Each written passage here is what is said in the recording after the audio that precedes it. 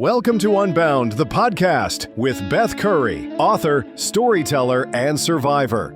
This is where books meet real life, where Beth reads chapters from her work and breaks free from the traditional audiobook format, diving deeper into the personal experiences, lessons, and liberation behind every page. Nothing is off limits. Let's get unbound. Hi, everybody. Welcome back to Unbound, Season 3, The Other Side of Quiet. This chapter shifts from story into meaning making. It's where I kind of step out of the moment and talk directly to you, the way that I wish someone had talked to me when all of this was still kind of raw and shapeless. If you hear pieces of yourself in what I'm about to read, you're not imagining it. You know, trauma echoes across lives, and understanding those echoes is the beginning of kind of shifting how they affect you. And at the end, I'm also going to explain something I've been struggling with for 5 years that nobody has understood, but maybe now that the most crucial parts of my story have been told, it will make more sense. Okay, so this is Chapter 9, What I Know Now. It does come with a content warning. There's discussion of trauma responses, manipulation, medical dismissal, pregnancy loss, and the long-term psychological impact of abuse. So please take care of yourself while listening. So Chapter 9 in the book, What I Know Now. Let's pause here for a minute. I know that was a lot. I know reading about what happened to me might have brought up your own shit, your own memories, your own questions about things you've experienced or witnessed. If you're feeling triggered right now, if you're seeing yourself in parts of my story, if you're wondering whether what happened to you counts as abuse, take a breath. You're safe now. You're here reading this, which means you survived whatever brought you to this book. I want to talk to you directly for a few pages, not as the girl who lived through all that trauma, but as someone who spent decades studying human behavior, working in psychology and forensics, sitting in therapy rooms as both patient and professional observer. I want to share what I know now that I wish I'd known then. Because the thing is, trauma isn't just something that happens to you. It's something that changes how your brain works, how your body responds to the world, how you understand yourself and relationships. And if no one ever explains that to you, you'll spend years thinking you're crazy instead of recognizing that you're having normal responses to abnormal experiences. Let's start with predators, because understanding them is crucial to understanding why none of this was your fault. Brandon wasn't an angry teenager who lost control. He wasn't someone who made mistakes in the heat of passion or got carried away by his emotions. He was a predator. Predators are different from other criminals. They don't just hurt people by accident or in moments of poor judgment. They systematically target vulnerable individuals and use sophisticated psychological techniques to gain control over them. Here's how they operate. They scout for vulnerability. Brandon didn't randomly choose me. He identified me as someone who was already isolated, already silenced, already trained to believe that my needs didn't matter. Kids who have been bullied, who don't have strong support systems, and who seem hungry for attention and validation, those are the ones predators can spot from across the room. They create a false sense of relationship. This is called grooming, and it's not just for child sexual abuse. Brandon made me believe we had something special, something mutual, something I was choosing. The walks, the conversations, the way he made me feel seen and valued, that wasn't real. That was a carefully constructed psychological manipulation designed to make me complicit in my own victimization. They isolate their targets. They don't just physically separate you from support systems. They make you believe that other people wouldn't understand, that what you have together is too special for other people to get, that involving others would ruin what you have. Before I knew it, I was keeping secrets, making excuses, and gradually cutting myself off from the people who might have helped me. They use intermittent reinforcement. This is one of the most powerful psychological tools that predators use. They alternate between kindness and cruelty, affection and threats, making you grateful for basic human decency and desperate to earn back their approval.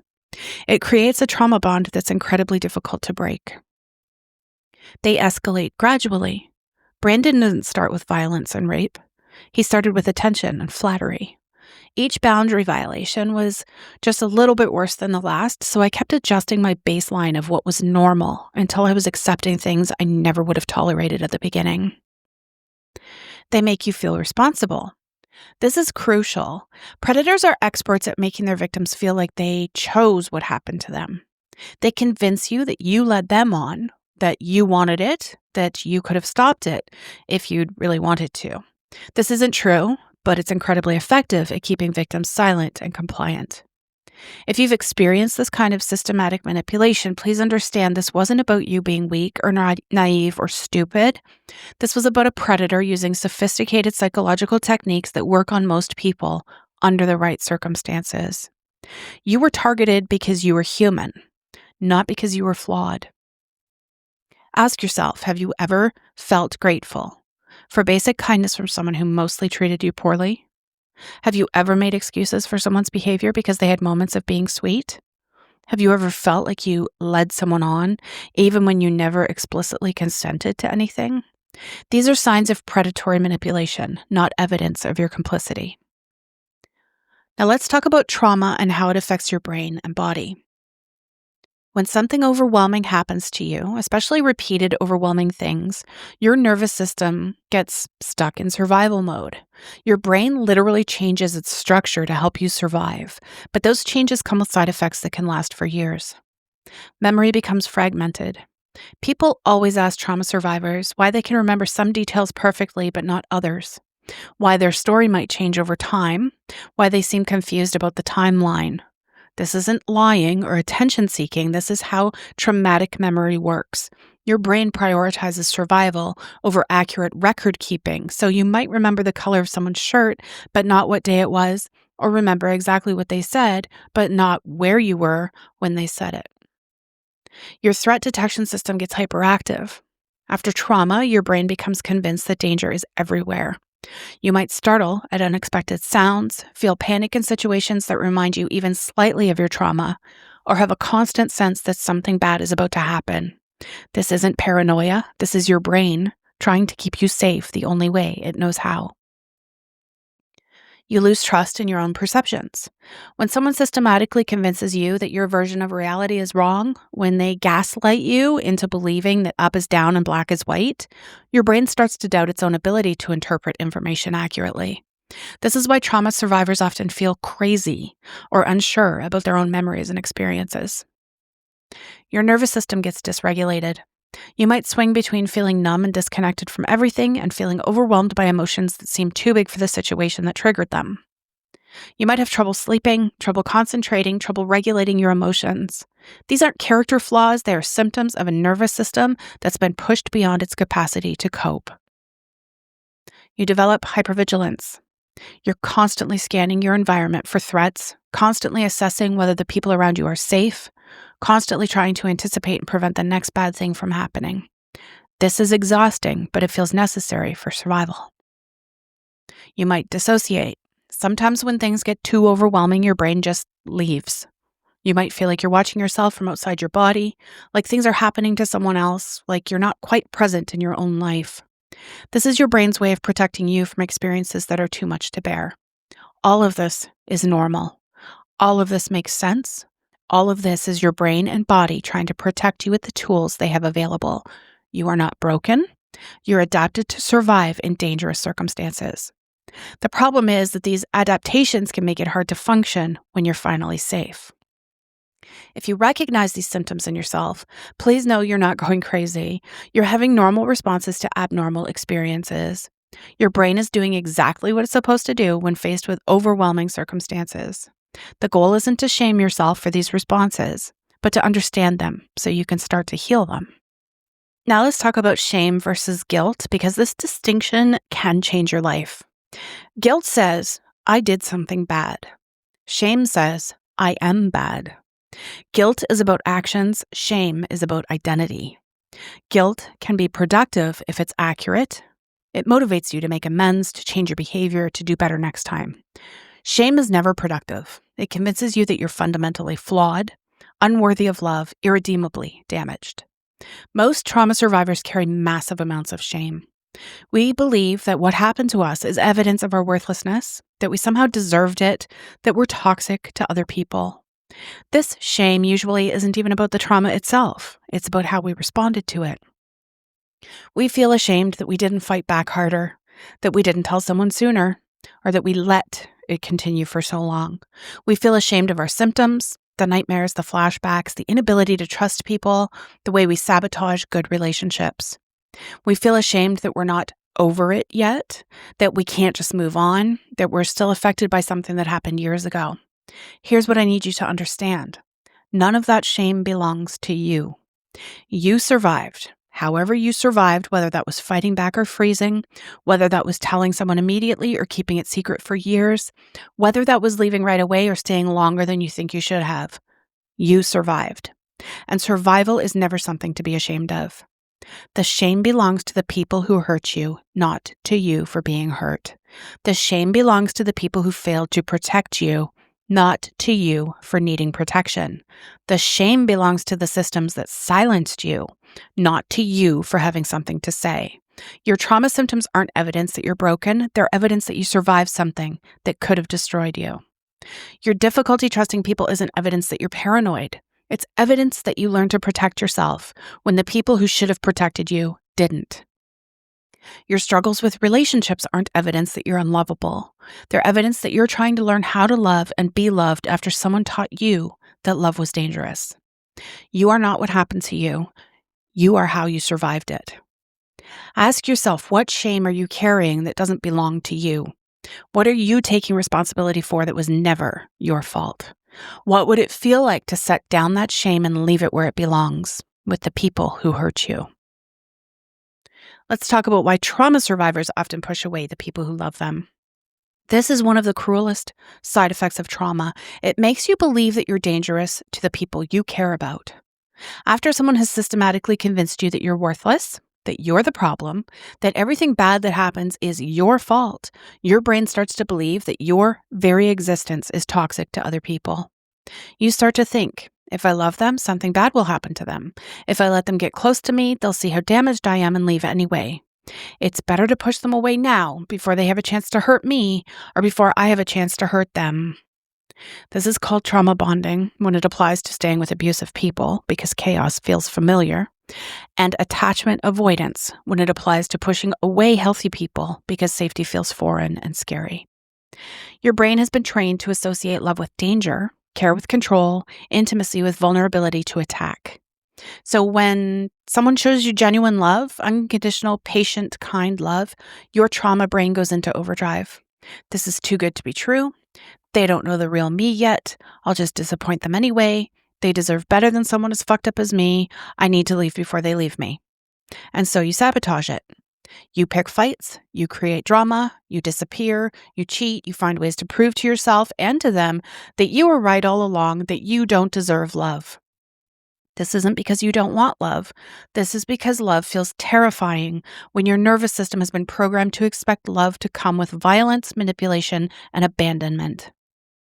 The people who love you might not understand this. They might take your pushing away personally, might think it means you don't care about them. They might eventually give up trying to love someone who seems determined to reject them. And that breaks your heart because you do love them. You love them so much that you're willing to sacrifice your own happiness to protect them from what you believe is the toxicity of your presence in their life. This is trauma logic, not real logic. You are not toxic. You are not dangerous to love. You do not contaminate good things just by existing near them. You are someone who learned to associate love with danger, and now you need to slowly, carefully, patiently learn that love can be safe. This takes time. It takes therapy. It takes people who are willing to love you while you learn to believe you're worthy of being loved. But it's possible. I promise you it's possible. Ask yourself, what good things have you sabotaged because you didn't believe you deserved them? What relationships have you ended because you were afraid they'd end anyway? What would it feel like to believe that you're worthy of unconditional love? Let's talk about the medical system and how it often fails trauma survivors. When I showed up at the hospital bleeding, telling obvious lies about what had happened, no one asked the hard questions. Maybe they didn't want to know the answers. Maybe they weren't trained to recognize the signs. Maybe they were too busy or too overwhelmed to look beyond the immediate medical emergency. But the result was that I received medical care for my body while my trauma went completely unaddressed. This happens to trauma survivors all the time, especially women, especially young women, especially women of color and women from marginalized communities. We show up with injuries that don't match our explanations, with symptoms that don't make medical sense, with patterns of harm that clearly indicate abuse, and we're treated for the immediate problem while the underlying cause is ignored. Healthcare providers often aren't trained to recognize trauma or ask about it in ways that feel safe for survivors to answer. They might ask, "Has anyone hurt you?" While your abuser is sitting right there. Or, "Are you in a safe relationship?" when you don't even know what safety means anymore. They might dismiss your pain as anxiety or attention seeking or drug seeking when it's actually untreated trauma showing up in your body.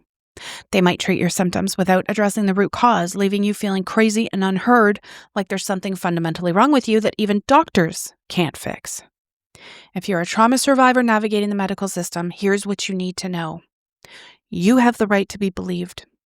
If a healthcare provider dismisses your concerns, minimizes your pain, or makes you feel like you're overreacting, find a different provider if you can. You deserve to be taken seriously. You have the right to trauma-informed care. This means care that recognizes how trauma affects your health, that asks about trauma in sensitive ways, and that doesn't re-traumatize you in the process of trying to help you. You have the right to ask for what you need. If you need a female provider, ask for one. If you need someone to explain what they're doing before they touch you, ask for that. If you need to have someone with you during their appointment, bring them. You have the right to say no to procedures that feel invasive, to questions that feel unsafe to answer, to treatment that doesn't feel right for you. You survived by learning when to say no to protect yourself. Don't abandon that skill just because someone has a medical degree. Your body holds the truth of what happened to you. Even when your mind can't remember clearly, even when other people doubt your story, your body remembers. Trust what your body is telling you. Ask yourself, have you ever felt dismissed or disbelieved by healthcare providers? Have you ever had physical symptoms that doctors couldn't explain? Have you ever felt like your trauma wasn't taken seriously as a factor in your health? You deserve better. Keep looking until you find providers who see your whole story, not just your symptoms. Let's talk about grief, especially the complicated grief that comes with losing a baby to violence. Grief for a baby is different from other kinds of grief in ways that people who haven't experienced it often don't understand. You're not just grieving the person they were, you're grieving the person they would have become. Every birthday that passes, every milestone they'll never reach, every moment you'll never share with them. You're grieving not just their death, but the death of your dreams for them, the death of your identity as their parent, and the death of a future you'd imagined. When that loss comes from violence, when someone deliberately took your baby from you, there's an additional layer of trauma that complicates the grief in ways that feel unbearable. You're not just sad, you're angry, furious, filled with a rage that has nowhere to go, because the person who caused this is either unreachable or protected by systems that don't believe you. You're not just mourning, you're reliving. Every memory of the violence, every detail of what happened plays on repeat in your mind until you can't tell the difference between remembering and experiencing it all over again. You're not just grieving your baby, you're grieving your own innocence, your belief that the world is fundamentally safe, your trust that people won't deliberately hurt the most vulnerable among us. And society doesn't know how to hold space for that kind of complicated grief. People want to comfort you with platitudes. Everything happens for a reason. God needed another angel. At least you know you can get pregnant. People want you to move on and heal and find closure, as if there's a timeline for recovering from having your child murdered. People want to focus on the pregnancy loss and ignore the violence that caused it, as if treating the symptom while ignoring the cause will somehow make you whole again. But you can't heal from complicated grief by pretending it's simple grief. You can't recover from traumatic loss by pretending it was natural loss. You can't move forward by pretending you weren't the victim of a deliberate, calculated attack designed to destroy not just your baby, but your hope for the future. Your grief is allowed to be complicated. Your anger is allowed to exist alongside your sadness. Your rage at the injustice is allowed to coexist with your love for your baby. You don't have to forgive to heal. You don't have to let go to move forward. You don't have to find meaning in senseless violence to make peace with what happened. You just have to survive it, one day at a time, one breath at a time, one moment at a time. And you have to find people who understand that some losses are too big to ever fully recover from. You just learn to carry them differently. Ask yourself, what kind of grief are you carrying? What have people told you about how you should be feeling or healing? What would it feel like to honor your grief exactly as it is without trying to make it more palatable for other people? Finally, let's talk about healing, what it actually looks like versus what people think it should look like. Healing from trauma isn't linear. It's not a straight line from broken to fixed, from damaged to whole, from victim to survivor. It's messier than that. It's more like a spiral. Sometimes you're moving forward, sometimes you're moving backward, sometimes you're moving sideways in ways that don't seem to make sense to anyone, including yourself. There will be days when you feel strong and capable and proud of how far you've come. And there will be days when something small triggers you and you feel like you're right back where you started. Both of those experiences are part of healing. Healing doesn't mean you'll never think about what happened to you. It means you'll think about it differently. Healing doesn't mean you'll never have trauma symptoms. It means you'll understand what they are and have tools to manage them. Healing doesn't mean you'll trust everyone. It means you'll learn to trust your instincts about who is and isn't safe. Healing doesn't mean you'll never feel angry about what happened. It means you'll find productive ways to channel that anger. Healing doesn't mean you'll forgive everyone who hurt you. It means you'll stop carrying their actions as evidence of your worthlessness. Healing means learning to distinguish between the past and the present, between what happened then and what's happening now. Healing means developing a relationship with yourself that's based on compassion instead of criticism, acceptance instead of shame. Healing means finding people who can love you, not in spite of your trauma, but including your trauma as part of the whole, complex, beautiful person you are. Most importantly, healing means understanding that what happened to you was never your fault, but healing from it is your responsibility, not because you owe it to anyone else, but because you deserve to live a life that's bigger than what was done to you. You deserve to be more than just someone who survived terrible things. You deserve to be someone who thrived in spite of them. Ask yourself, what does healing mean to you? Not what other people have told you it should mean, but what would it actually feel like to be healed? What would you be able to do, feel, or believe about yourself that you can't do, feel, or believe now? If you see yourself in my story, if any of this resonates with your own experiences, please know you are not alone, you are not crazy, you are not broken beyond repair. You are not responsible for what happened to you. You are worthy of love, safety, and healing. And if you're not ready to believe those things, that's okay too. Hold on to this book, come back to these words when you need them. Let them be a bridge between where you are now and where you want to be. Your story isn't over yet. The trauma was just one chapter, not the whole book. You get to write the rest. Okay, so I couldn't talk about this last episode because I didn't think it was the time or the place, and I was kind of emotional, and I had a lot to say at the end anyway. So I figured I would share this now that my full story of what happened to me is out there, now that you know my story, the biggest details about my story. I want to talk about something that's been incredibly difficult for me over the last 5 years that a lot of people haven't really understood. The masks.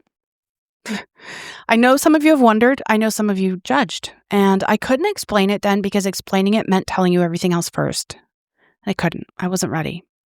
After I was physically assaulted in a parking lot, I did post a video on Facebook in late fall of 2020 sharing vague but pretty direct facts about what happened. I did say that I was raped and I was suffocated and why I couldn't wear a mask. And I've shared it in past episodes as well, you know, what that resulted in. And I also know that people who do this, to this day, you know, they still have the same question.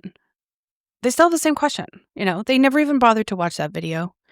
When I'm spoon feeding you information that will answer your questions, don't turn your head. If you're going to ask the questions, you have to be prepared for the answers. Okay, so here I am again. Now you know about Brandon. Now you know about what he did to me. Now you know about being suffocated on New Year's Eve. So now I can tell you about the masks and why this has nothing to do with politics or science or public health debates and everything to do with post-traumatic stress disorder. I want to be very clear about something up front. This is not a political statement. This is not about policy debates or public health measures or anything other than trauma. I'm not here to argue about mandates or effectiveness or any of that. These conversations exist elsewhere, and I'm not interested in having them. This is purely about what happens when someone with severe PTSD from suffocation is asked to put fabric over their face. This is about rape. This is about violence. This is about a physical trauma response that I had zero control over it. That's it. That's what this is. So in June of 2020, I had my first full post-traumatic stress response to wearing a mask in public. I was in a store, I was masked, I was trying to comply with the requirements, and suddenly I couldn't breathe. Not because the mask was restricting my airflow. I understand how masks work. I understand most of the science.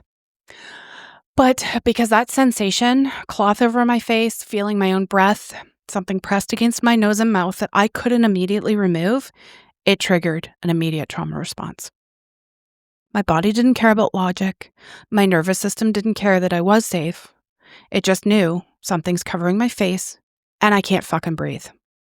And instantly, I was back there. Back to that night. Back to the hand over my face, my mouth, my nose. Back to Brandon holding it down.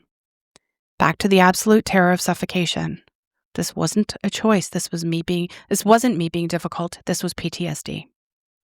And I was standing in a public place with my 14-year-old son next to me, trying desperately to keep my shit together while my body was convinced I was dying. And this was the first time, actually, since 2006. That's an upcoming chapter that you're going to hear about when it happened to me then as well. Anyway, for 2 years after this incident in the store, I couldn't go anywhere that required masks. Not wouldn't. Couldn't. I tried multiple times. I tried different types of masks, face shields, breathing exercises, grounding techniques. I tried talking myself through it, reminding myself I was safe using every coping skill I had learned in therapy. It didn't work. My trauma response was stronger than my rational mind. Every time fabric touched my face, my nervous system went into full panic mode. Heart racing, can't breathe, tunnel vision, the works, a full PTSD response. This is what trauma does. It overrides logic. It overrides intention. It overrides your desire to comply or be helpful or do the right thing. Your body just goes into survival mode and you can't think your way out of it. There was one place that showed me compassion every 2 weeks when I had to go. They understood that I had a legitimate medical reason because PTSD is a medical condition, and they worked with me. But even their compassion came with conditions. I couldn't come in when other patients were there. I had to be brought to a back room immediately. I had to be kept separate. And I understood why. I really did. They were trying to protect their other customers and staff. They were trying to balance my needs with everyone else's safety. But it was still humiliating. I felt like a zoo animal, to be treated like I was contaminated or dangerous when I was never sick. When I was just a trauma survivor, trying to exist in public without being re-traumatized. I was grateful. Don't get me wrong. I was grateful for their willingness to accommodate me at all. Very. But it also reinforced how impossible my situation was. And then there was my mom. When she moved into a long-term care facility, they required masks for all visitors. The mandates were dropped. There were no public health directives, but they decided on that for their own establishment, which again, I understand the reasoning. I'm not arguing against their policies, but it meant I couldn't be there for her. I couldn't be there on moving day. I couldn't visit her in her room. I couldn't sit with her when she was adjusting to a scary new place. She had to be brought outside to see me in the dead of winter, where I could be with her, my mom, without triggering my PTSD. And people, family, friends, facility staff, they'd ask me, why can't you just put it on for your mother? Can't you just deal with it for an hour? As if I was choosing this. As if I just didn't care enough. As if my love for my mother should somehow override a trauma response that I had no control over. They didn't know about Brandon. They didn't know about the suffocation. So from their perspective, I just looked like someone who was being difficult or selfish. That's actually not entirely true. Some of them knew what happened to me, but they had forgot or decided that it wasn't a problem, or decided that I was lying, and then just completely invalidated my experience by continuing to ask me why I wouldn't just do it.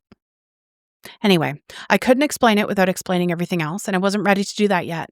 And at the time, I didn't like making people uncomfortable. One time, I looked someone square in the eyes and I said I was raped. And my God, that person shut right the fuck up and turned around, and that was it. If you're going to make me uncomfortable, I'm going to make you uncomfortable. So for 2 years, I was isolated, not by choice, by trauma. And I felt imprisoned once again by Brandon. Long after I had forgiven him for what he did to me. When he raped me, I put myself in a prison where I isolated for years, and then I was forced to do it again because of a pandemic. I couldn't access most public spaces. I couldn't visit my mother properly. I couldn't do things that other people could do. And I couldn't explain why without disclosing deeply personal trauma that I had kept private for nearly 30 years. So I just looked like the problem, like someone who was being unreasonable or making things harder than they needed to be. But for what? It took me back to my childhood, to people treating my legitimate struggles as bad behavior, to being seen as difficult. In this case, I was actually in pain. The message felt the same. You're making this too complicated. Just do what everyone else is doing. Stop being such a problem. But I wasn't being a problem. I was having a trauma response. There's a difference. I want to be really clear. I'm not using my trauma to make a political statement. I'm not trying to argue against public health measures. That's a whole other conversation. I'm not trying to create division or controversy. I'm just trying to help people understand that sometimes what looks like defiance or difficulty is actually someone trying desperately not to fall the fuck apart. Okay? Sorry, I'm a little angry about it. That PTSD is real. The trauma responses are not choices. That you can't always see why someone is struggling just by looking at them.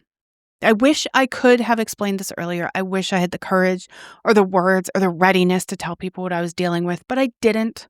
So once again, I just struggled in silence and I looked like I was being difficult.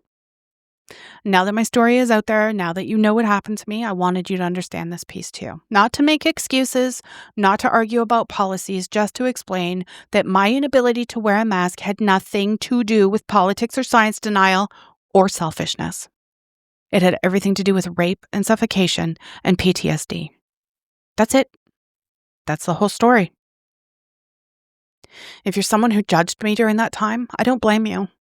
You didn't have the context. You didn't know what I was dealing with. And for those of you who did have the context, after the fall of that 2020 there, when I shared that video, you could have done better. You should have done better.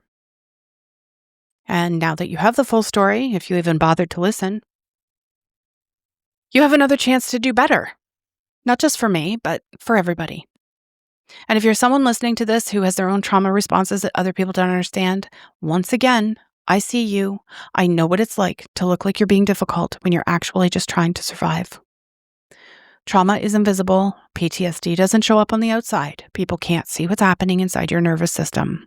But it's real, and it's valid, and it deserves to be understood. Thank you for being here. Please make sure to follow me wherever you listen to me so when new episodes come out, you'll be notified.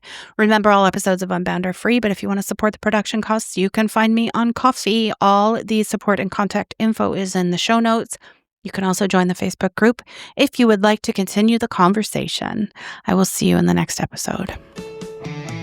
Thanks for listening to Unbound with Beth Curry. Join the conversation in the Facebook group or visit author.bethcurry.com. Want to support the show? Head to ko-fi.com/unbound podcast. Until next time, stay unbound.